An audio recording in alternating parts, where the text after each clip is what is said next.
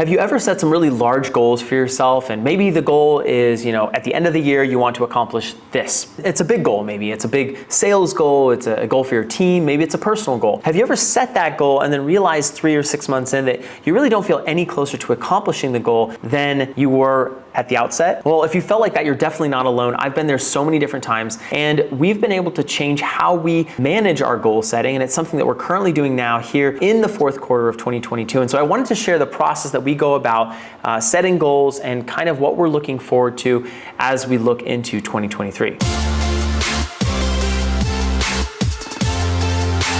You're listening to the Venue RX podcast. Now, if you're joining us for the first time, my name is Jonathan. I'm the host here at the Venue RX, and this show is all about venues. It's all about documenting and sharing the process around owning, operating, managing, building the world's best wedding venues and world-class wedding venues. And what does that mean? And I'm on this hunt and I'm on this search to understand that. Venues are so different. If you have a smaller venue for 50 people, micro weddings, smaller packages, elopements, things like that, or super large venues. Or maybe you have an outdoor venue versus an indoor venue versus something that's more urban versus something that's more like a ranch or a rustic style. If you choose to operate it with a team or if you choose to operate it by yourself. There's so many different ways to do this business and be in this industry and do it successfully as well. And so I'm fascinated by this, but I think one thing that really unifies us all is that we have goals. As business owners, as venue owners, we have goals. We have things that we want to accomplish. They might be sales goals. They might be service goals. They might be goals related to our team.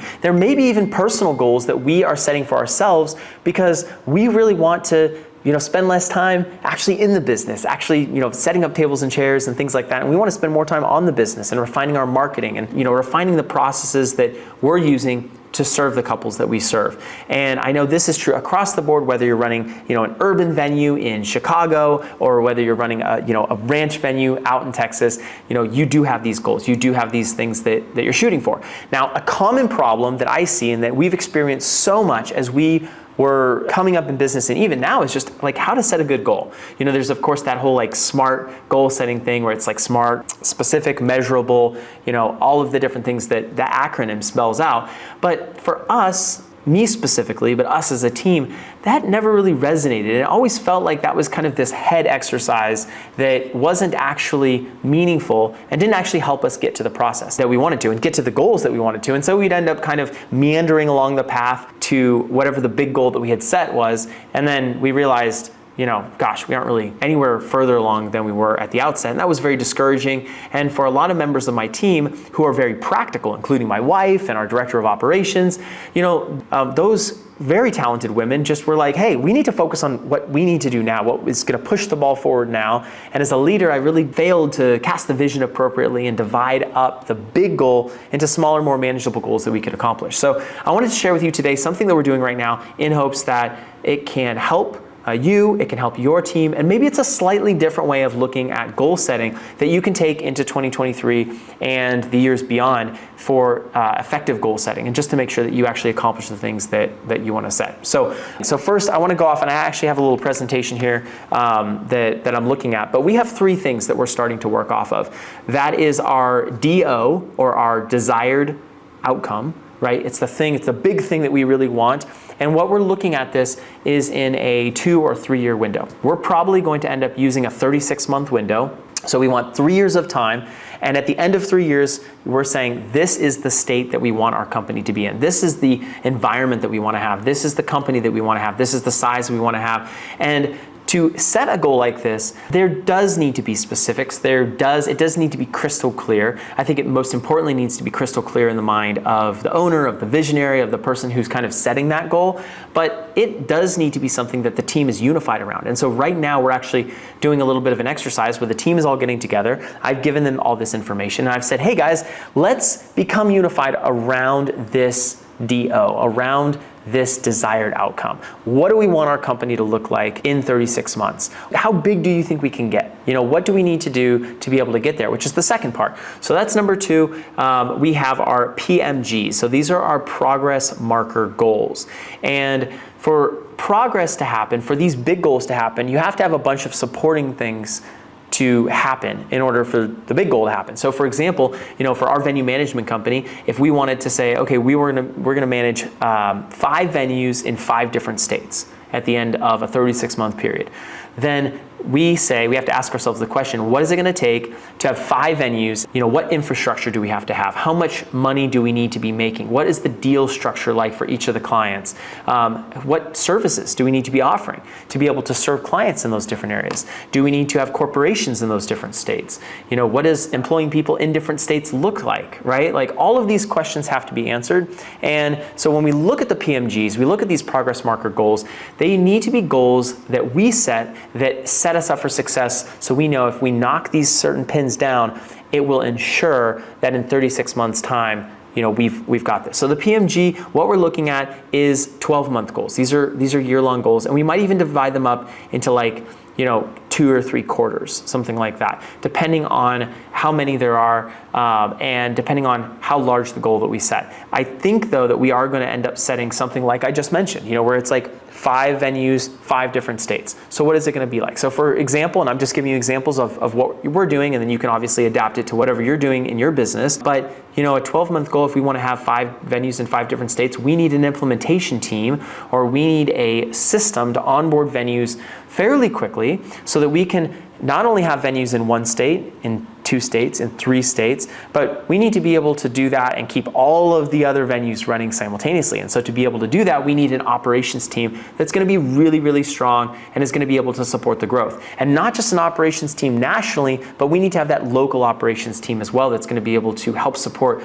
each one of the venue managers and sales managers at each one of the properties in all those states. So that would be a great example of a PMG, basically setting something up where within a 12-month window, we know that we want a strong operations team that's going to be able to support the national growth. And so our 12-month goal is going to be to set up this operations team. The operations team is going to have a director of operations. It's going to have maybe an assistant. It's going to have, whoever the positions are. And we're going to talk about this with our team. This is another piece that we're going to roundtable. So I encourage you, if you do have a team, if you do have stakeholders, if, even if it's, your husband, wife, your partner, whoever it is, right? Sit with them and say, hey, this is my idea. This is what I want to do. I'd love your input. I'd love your advice. And you'll know if you're talking to the wrong person if they say, oh my goodness, that's too big of a goal. Oh, let's do something a little bit more manageable. Instead of saying, okay, wow, that's a big goal. How do we get there? Asking those questions, how do we get there? What do we have to do in order to make that goal a reality? Those are the types of people, those are the types of questions you want to have asked, answered, and those are the types of people that you want to be hanging out with. So side note on that for a different video.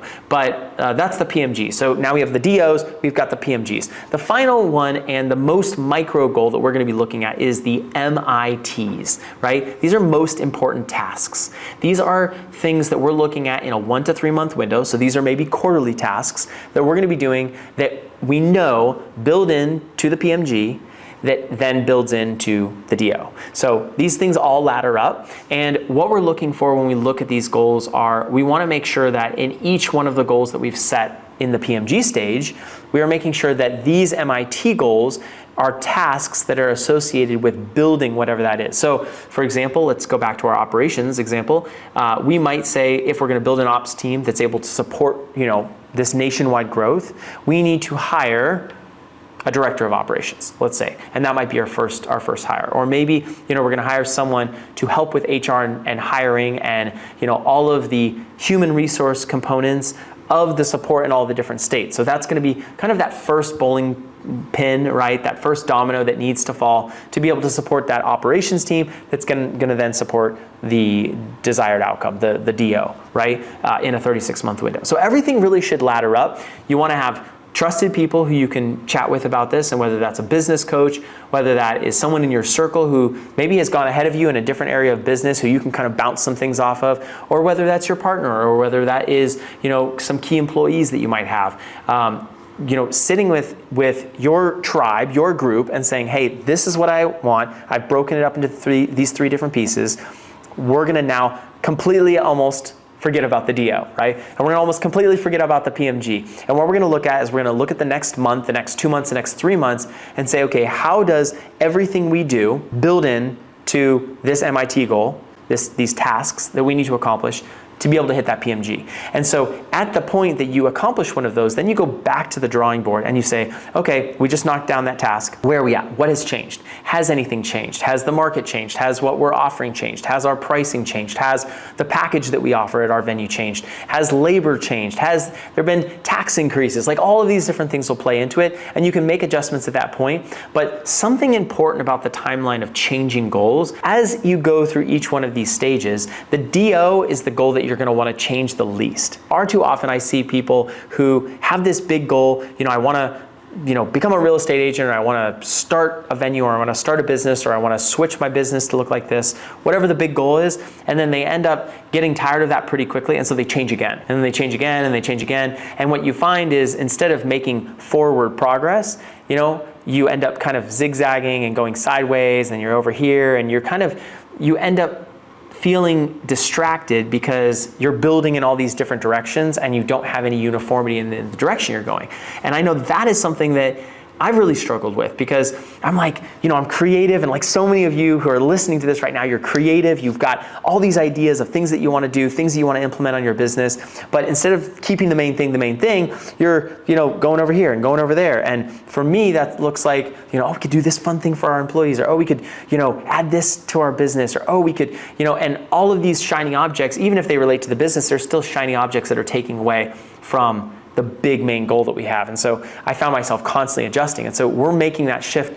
For our DO, we're not going to adjust it. It's going to take a long time for us to adjust it. We're going to spend 5 hours just talking about what that one goal is going to be. Now, we're going to take less time when we look at the PMGs. We're going to be taking less time on the MITs, even less time, right? But that is the order. The DO, you're going to spend the most time making, and you're going to spend the most time thinking about if you're going to change it or not. Then secondly, those PMGs, you're going to be taking a little bit less time, but still a lot of time, to form those goals, those progress markers that you're going to have as they build into the DO. And again, you're not going to change them very frequently. It should take a while to change them, and you need to kind of prove to yourself why you need to change these, and why feedback from the market is, you're getting feedback from the market saying, we need to not hire this position, or we need to not build this team to do this. We're going to do something else, right? We're going to build a different team first, or whatever the case may be for your specific case. So those two things. And the final one, the MITs, you can adjust these. You can add to these. You can take these away as you see fit. But these ones, you're looking at a month to 3 month window. It's still a long enough time where you can invest some time into making sure your goals are sound. But these are the ones that you don't need to be afraid to change. There's this thought of like, being very firm on the outcome and very firm on, the goal, what you want, but then the journey to get there can be adaptable and can be flexible based on maybe, people that you find to hire that maybe aren't your first hire that you thought in your head, maybe they're your second hire. So you end up knocking something else off the list.